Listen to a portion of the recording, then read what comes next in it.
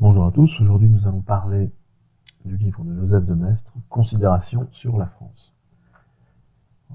Joseph de Maistre, philosophe, écrivain, diplomate, magistrat, savoyard de langue française, publie en avril 1797 Considérations sur la France, un ouvrage éminemment critique de la Révolution française, 8 ans après les faits. Ce livre se fait toutefois connaître du grand public seulement vers 1814, date de la Restauration et du retour de la monarchie des Bourbons à la tête de la France.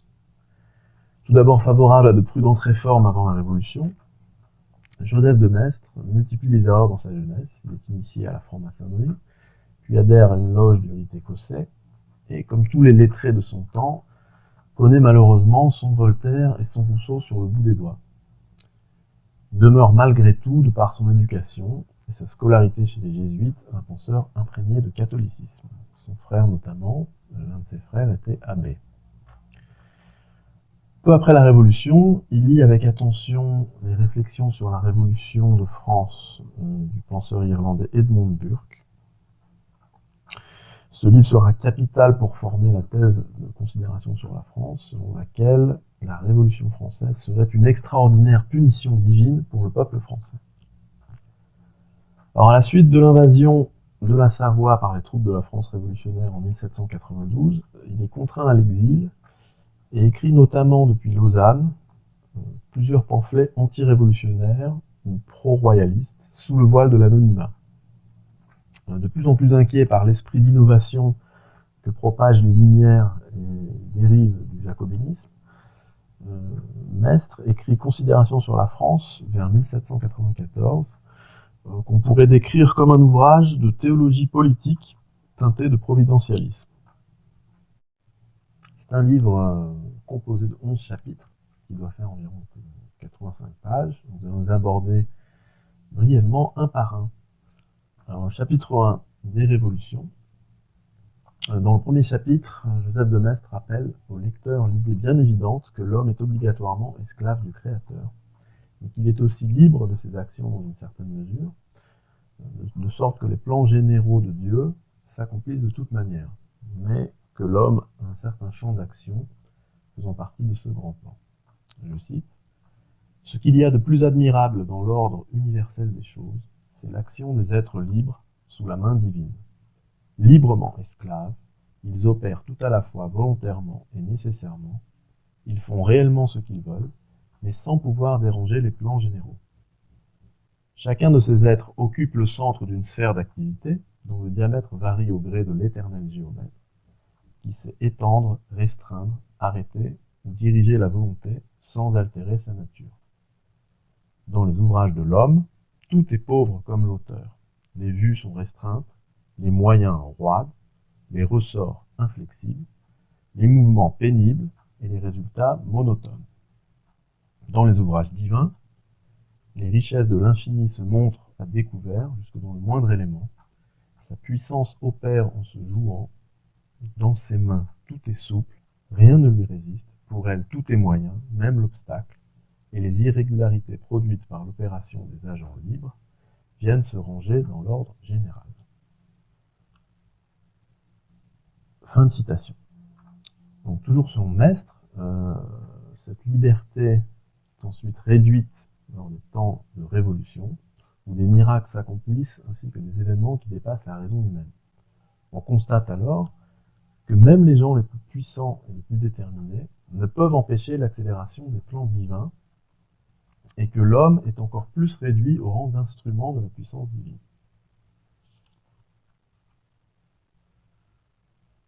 Je cite, « Ce qu'il y a de plus frappant dans la Révolution française, c'est cette force entraînante qui courbe tous les obstacles.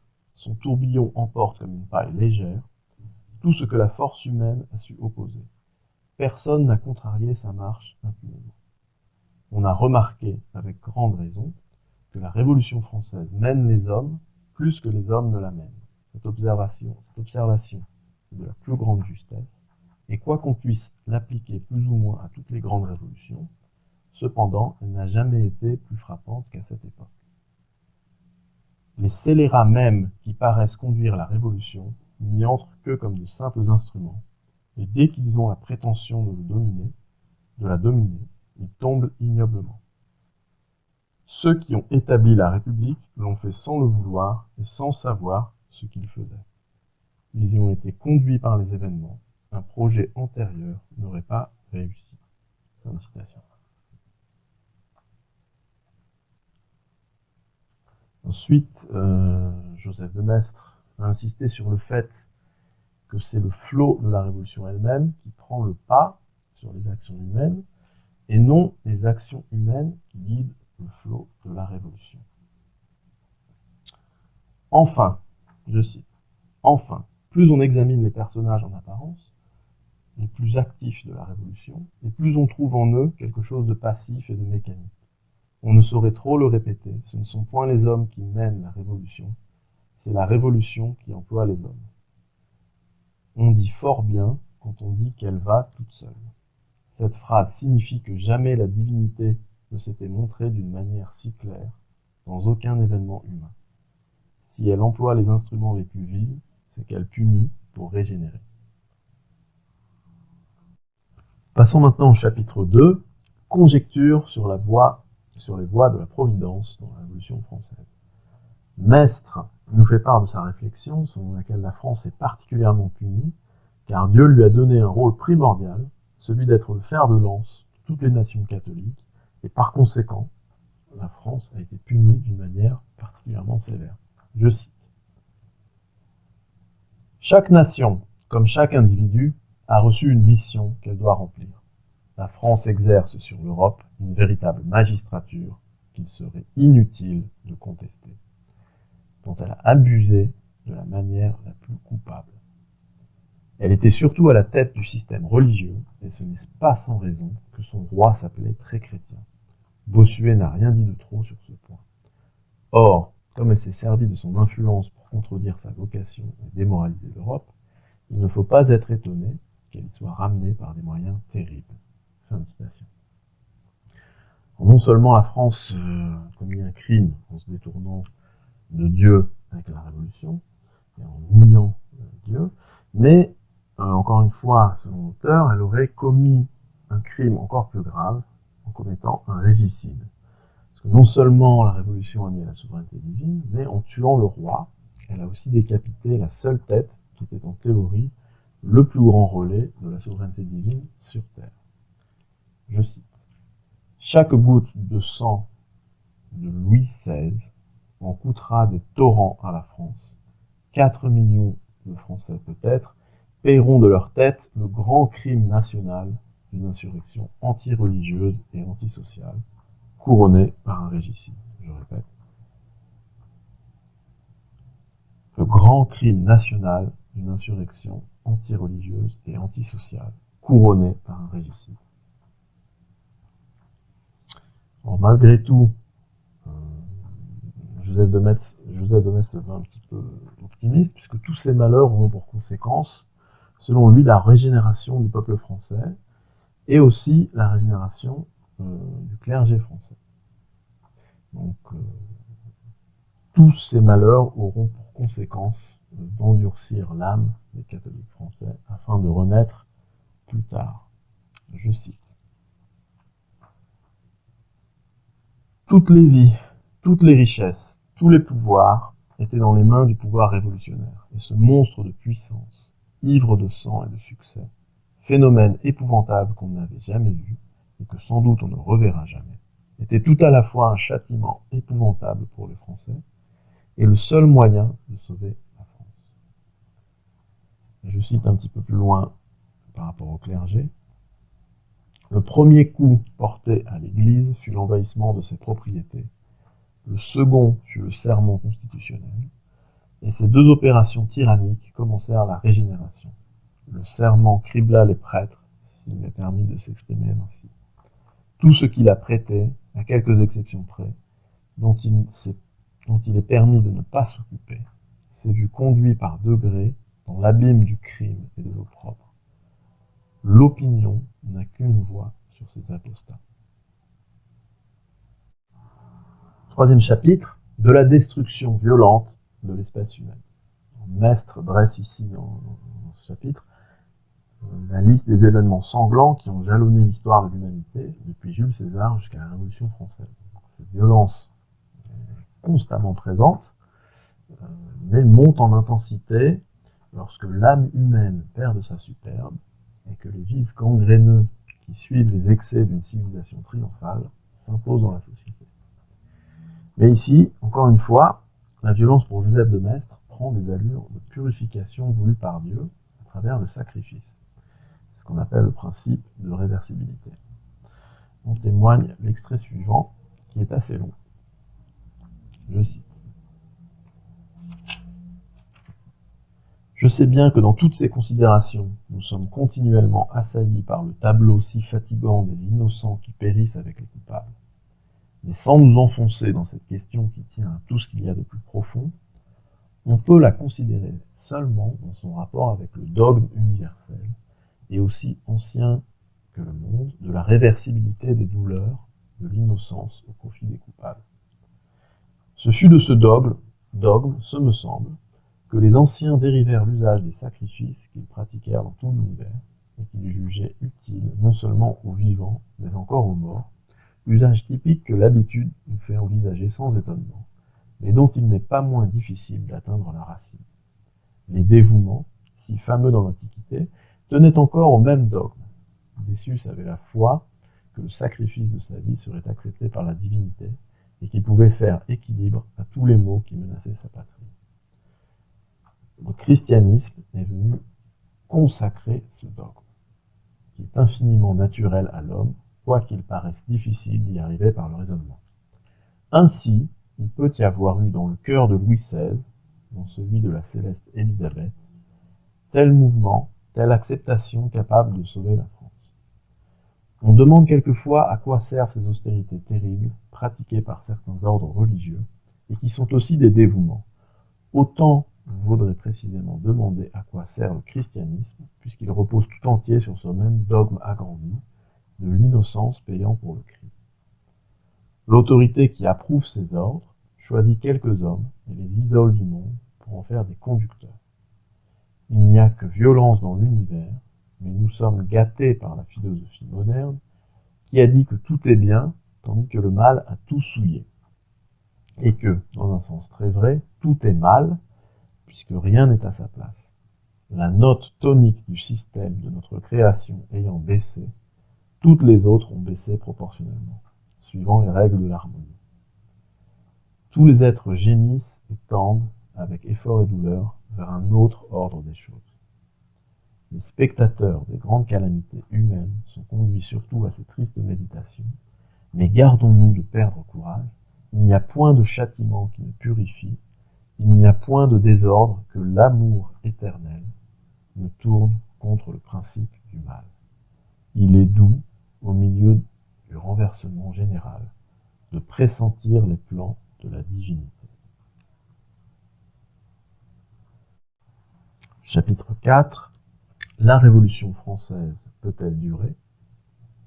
Dans ce chapitre, Joseph de Maistre émet une critique remarquable de la République, ayant à peine 8 ans de recul sur les événements. Il nous rappelle que la souveraineté du peuple en République est une chimère et un mensonge, et que la source du gouvernement est le mal.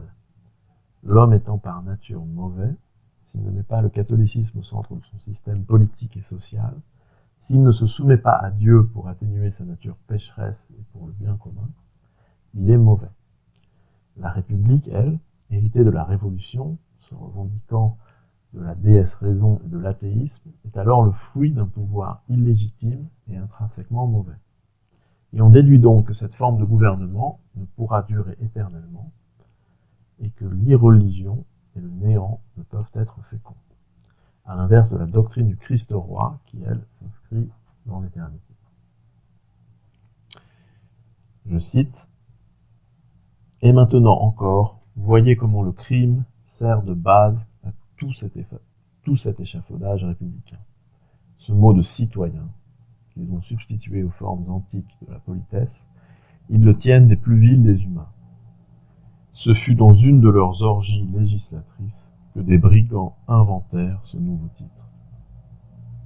Le calendrier de la République, qui ne doit point seulement être envisagé par son côté ridicule, fut une conjuration contre le culte. Leur ère date des plus grands forfaits qui aient déshonoré l'humanité.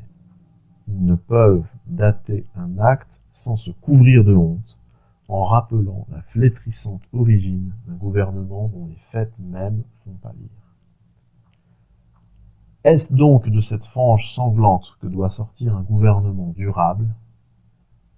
Qu'on ne nous objecte point les mœurs féroces et licencieuses des peuples barbares, qui sont cependant devenus ce que nous voyons. L'ignorance barbare a présidé sans doute à nombre d'établissements politiques, mais la barbarie savante, l'atrocité systématique, la corruption calculée, et surtout l'irreligion n'ont jamais rien produit. La verdeur mène à la maturité, la pourriture ne mène à rien. Chapitre 5 de la Révolution française, considéré dans son caractère anti-religieux, digression sur le christianisme. Alors, chapitre 5 est dans le même ton que le précédent, mais met l'accent sur le caractère diabolique de la Révolution et sur l'influence maléfique du philosophisme. Alors, le philosophisme, selon Maistre, c'est toute la littérature qui récuse l'autorité de la tradition de l'Église et qui consiste en un esprit délétère de dénigrement des institutions établies. C'est en réalité ce qu'on appellera paradoxalement aujourd'hui les Lumières. Je cite. Il y a dans la Révolution française un caractère satanique qui la distingue de tout ce qu'on a vu et peut-être de tout ce qu'on verra. Qu'on se rappelle les grandes séances, le discours de Robespierre contre le sacerdoce, l'apostasie solennelle des prêtres, la profanation des objets du culte, l'inauguration de la déesse raison, et cette foule de scènes inouïes où les provinces tâchaient de surpasser Paris, tout cela sort du cercle ordinaire des crimes et semble appartenir à un autre monde. Et maintenant, même que la Révolution a beaucoup rétrogradé, les grands excès ont disparu, mais les principes subsistent. Les législateurs, pour me servir de leur terme, n'ont-ils pas prononcé ce mot isolé dans l'histoire? La nation ne salarie aucun culte. Quelques hommes de l'époque où nous vivons m'ont paru, dans certains moments, s'élever jusqu'à la haine pour la divinité, mais cet affreux tour de force n'est pas nécessaire pour rendre inutiles les plus grands efforts constituants. L'oubli seul du grand être, je ne dis pas le mépris, est un anathème irrévocable sur les ouvrages humains qui en sont flétris. Toutes les institutions imaginables reposent sur une idée religieuse ou ne font que passer. Elles sont fortes et durables à mesure qu'elles sont divinisées, s'il est permis de s'exprimer ainsi. Non seulement la raison humaine, ce qu'on appelle la philosophie, sans savoir ce qu'on dit, ne peut suppléer à ces bases qu'on appelle superstitieuses, toujours sans savoir ce qu'on dit, mais la philosophie est au contraire une puissance essentiellement désorganisatrice. Alors, un peu plus loin, il ira même jusqu'à fin de citation, un peu plus loin, il ira même jusqu'à dire que la révolution est un combat entre deux ennemis clairement identifiés, le catholicisme et le philosophisme. Je cite. La génération présente est témoin de l'un des plus grands spectacles qui jamais ait occupé l'œil humain. C'est le combat à outrance du christianisme et du philosophisme. La lice est ouverte, les deux ennemis sont aux prises, l'univers regarde. Fin de citation. Un petit peu plus loin, la conclusion du chapitre 5 va insister encore plus sur ce combat et va nous rappeler les victoires passées du dogme catholique sur le déferlement des hérésies. Donc, comme par exemple la victoire sur Julien l'Apostat, que Joseph de Maistre surnomme avec à propos Julien le philosophe. Et c'est peut-être dans la conclusion qu'il y a une citation qui, espérons-le, sera une des plus prophétiques et qui, en même temps, est à la fois un peu glaçante. Alors, je cite.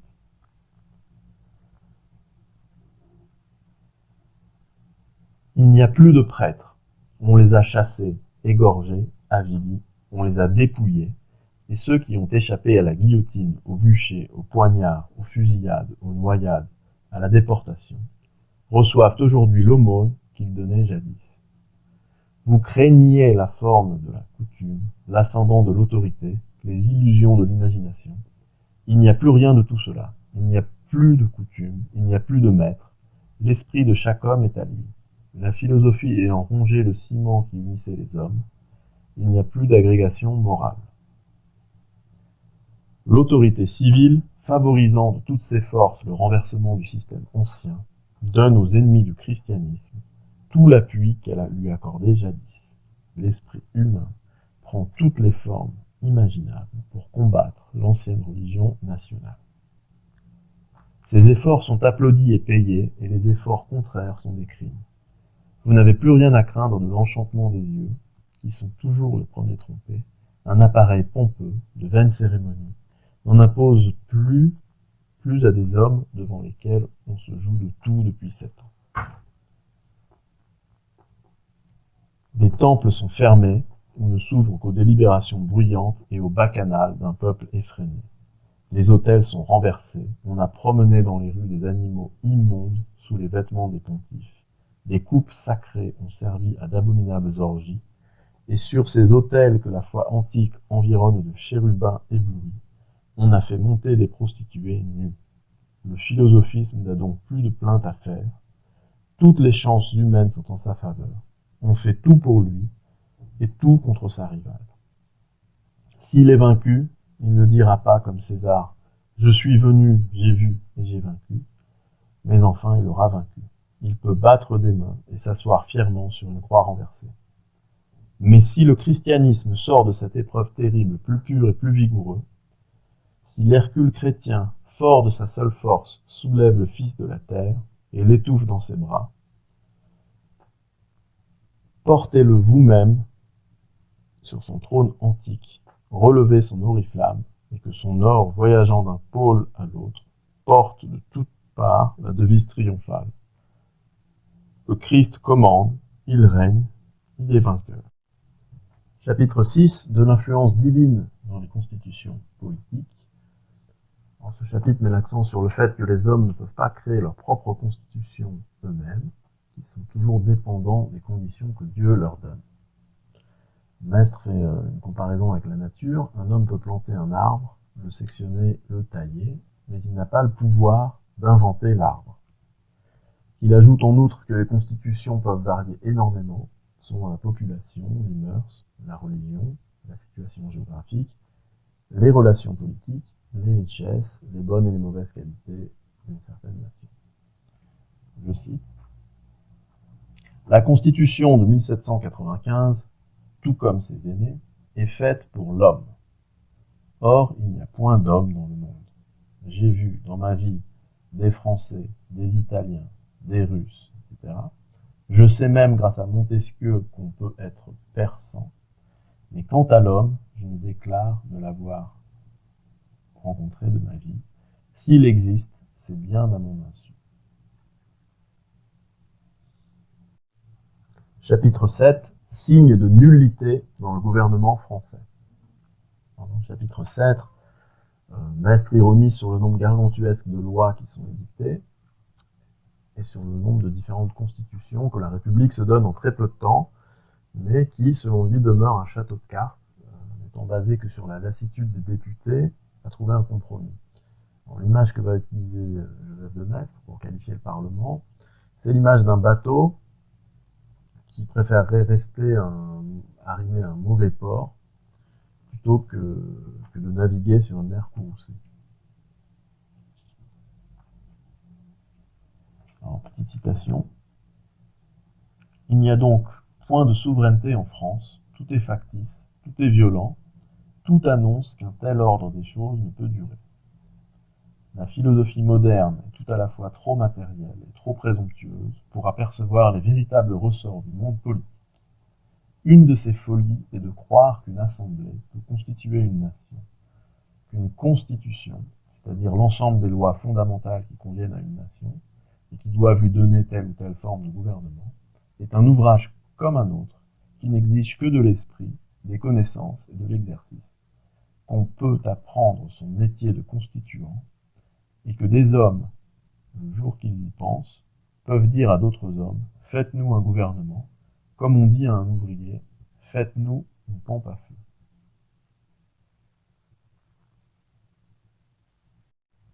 Chapitre 8 de l'ancienne Constitution française. Digression sur le roi et sur sa déclaration aux Français au mois de juillet 1795.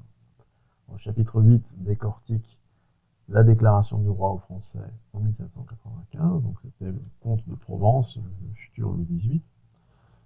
Déclaration qui faisait notamment part des possibles conditions du retour de la monarchie au pouvoir.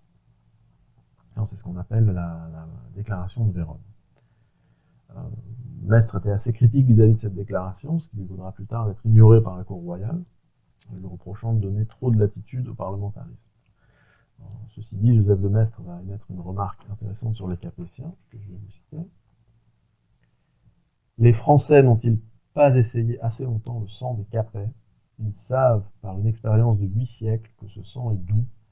Pourquoi changer? Le chef de cette grande famille s'est montré dans sa déclaration loyal, généreux, profondément pénétré des vérités religieuses. Personne ne lui dispute beaucoup d'esprit naturel et beaucoup de connaissances acquises. Il fut un temps peut-être où il était bon que le roi ne sût pas l'orthographe, mais dans ce siècle où l'on croit au livre, un roi lettré est un avantage. Chapitre 9.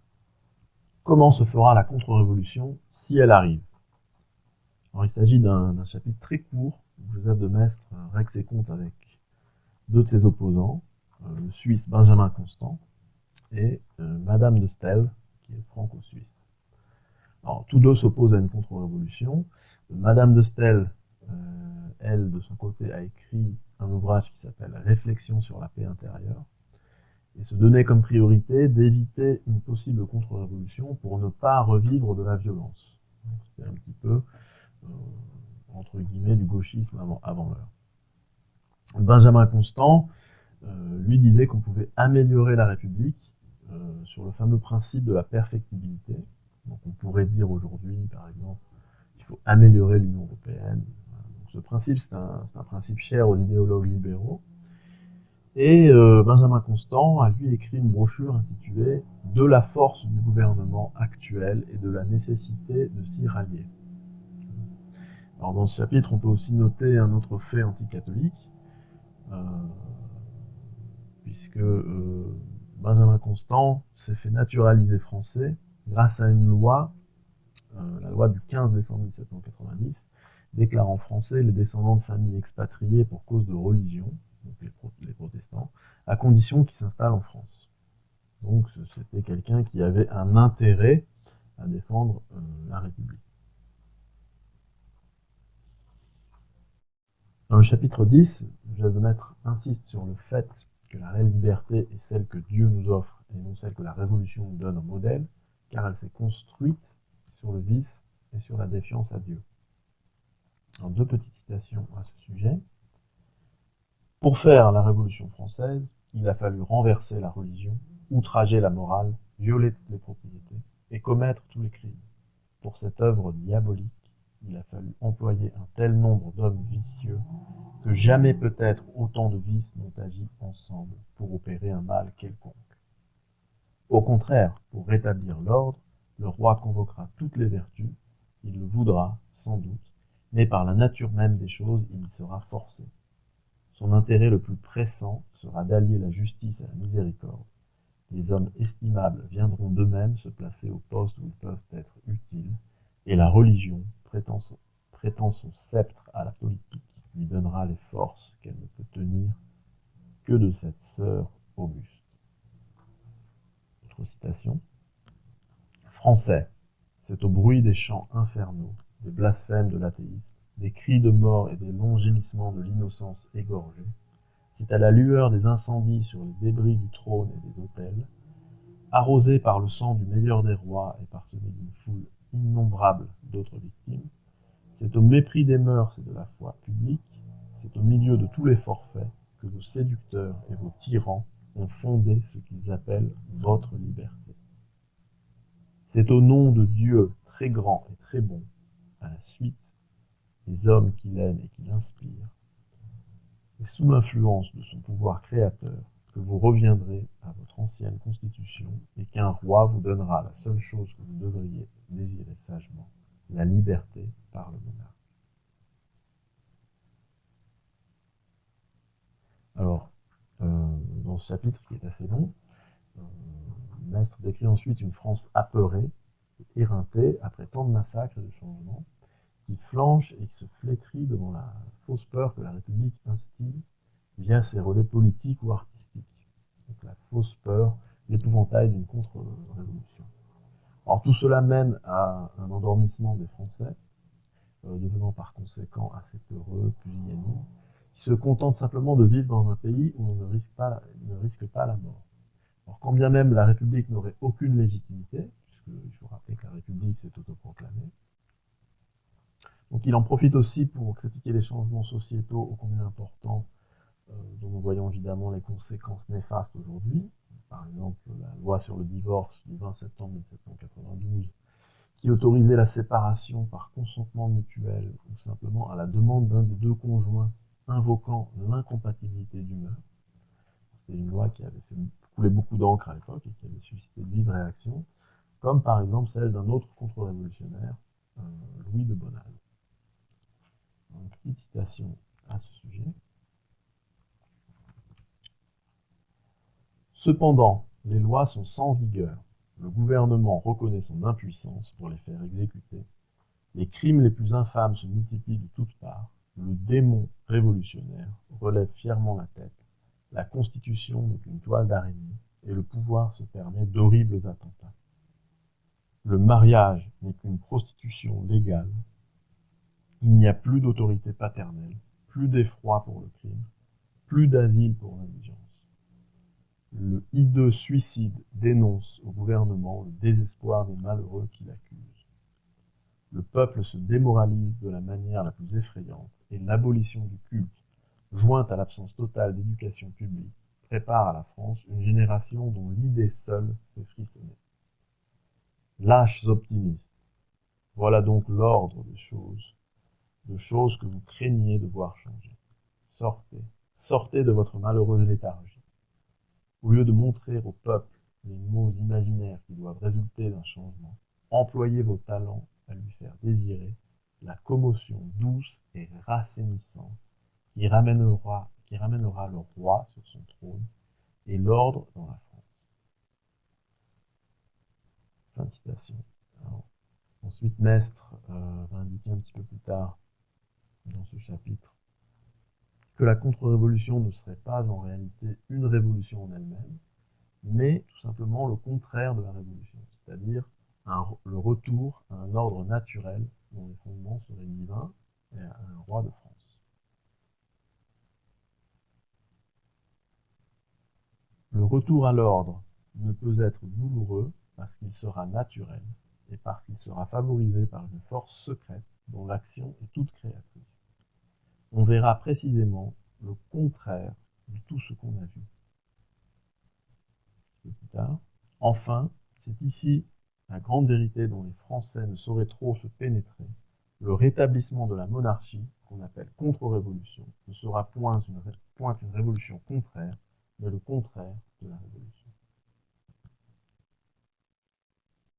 Chapitre 11, fragment d'une histoire de la Révolution française par David Hume. En dernier chapitre, c'est évidemment un titre ironique, puisque David Hume est un philosophe des Lumières écossaises, une sorte d'ancêtre des Lumières françaises, un peu plus conservateur. David Hume avait écrit non pas sur la Révolution française, mais sur la Révolution anglaise de 1648. Donc, cette révolution avait vu Charles Ier se faire juger puis se faire exécuter. La monarchie a ensuite été remplacée par une république instaurée par le tristement célèbre Cromwell. Alors l'intérêt de ce chapitre, c'est qu'il y a certains extraits du livre de David Hume qui ont été compilés par Joseph de Maistre, qui sont très troublants de par leur ressemblance avec ce qui s'est passé ensuite lors de la Révolution française. Alors, à mon sens, peuvent même peut-être faire figure de prélude à l'instauration d'un nouvel ordre mondial aux valeurs maçonniques. c'est-à-dire égalité, liberté, fraternité. À ce propos, je vais vous citer deux passages. Point de roi, point de noblesse, égalité universelle, c'était le cri général. Un autre passage. C'était par ces préliminaires que les rebelles avaient préparé la perte de Charles Ier, mais un simple assassinat n'eût point rempli leur vue. Ce crime n'aurait pas été assez national, la honte et le danger ne seraient tombés que sur les meurtriers. Il fallait donc imaginer un autre plan, il fallait étonner l'univers par une procédure inouïe, se parer des dehors de la justice et couvrir la cruauté par l'audace. Il fallait, en un mot, en fanatisant le peuple par des notions d'une égalité parfaite, s'assurer l'obéissance du grand nombre et former insensiblement une coalition générale contre la royauté. On apprend aussi que pendant la Révolution française, toutes les religions sont autorisées sauf la religion catholique. Et dans le cas échéant, même si Charles Ier n'était pas catholique, il était marié à une catholique, et donc considéré comme trop catholique par les Anglais. Alors, il y a d'autres extraits qui sont très touchants que nous allons lire pour terminer cette vidéo. Et dans ces extraits, on notera la piété et le calme exemplaire de Charles Ier à l'heure de sa mort et légèrement avant. C'est un petit peu la même chose quand vous lisez le testament de Louis XVI avant sa mort, qui insiste sur l'importance de son salut. Je cite. La grande source dont le roi tirait toutes ses consolations, au milieu des calamités qui l'accablaient, était sans doute la religion. Ce prince n'avait chez lui rien de dur ni d'austère, rien qui lui inspirât de ressentiment contre ses ennemis, ou qui pût l'alarmer sur l'avenir. Tandis que tout portait autour de lui un aspect hostile, tandis que sa famille, ses parents, ses amis étaient éloignés de lui ou dans l'impuissance de lui être utile, il se jetait avec confiance dans les bras du grand être, dont la puissance pénètre et soutient l'univers, et dont les châtiments, reçus avec piété et résignation, paraissent au roi les gages les plus certains d'une récompense infinie. Autre citation. On accorda 3 jours de sursis au roi, il passa ce temps tranquillement, et l'employa en grande partie à la lecture et à des exercices de piété. Il lui fit permis de voir sa famille, qui reçut de lui d'excellents avis et de grandes marques de tendresse. Il dormit paisiblement, à son ordinaire, pendant les nuits qui précédèrent son supplice. Le matin du jour fatal, il se leva de très bonne heure et donna des soins particuliers à son habillement. Un ministre de la religion, qui possédait ce caractère doux et ces vertus solides qui distinguaient le roi, l'assista dans ses derniers moments. L'échafaud fut placé à dessein en face du palais pour montrer d'une manière plus frappante la victoire remportée par la justice du peuple sur la majesté royale. Lorsque le roi fut monté sur l'échafaud, il le trouva environné d'une force armée si considérable qu'il ne put se flatter d'être entendu par le peuple, de manière qu'il fut obligé d'adresser ses dernières paroles au petit nombre de personnes qui se trouvaient auprès de lui. Il pardonna à ses ennemis, il n'accusa personne, il fit des vœux pour son peuple. Sire, lui dit le prélat qui l'assistait, encore un pas. Il est difficile, mais il est court, et il doit vous conduire au ciel. Je vais changer une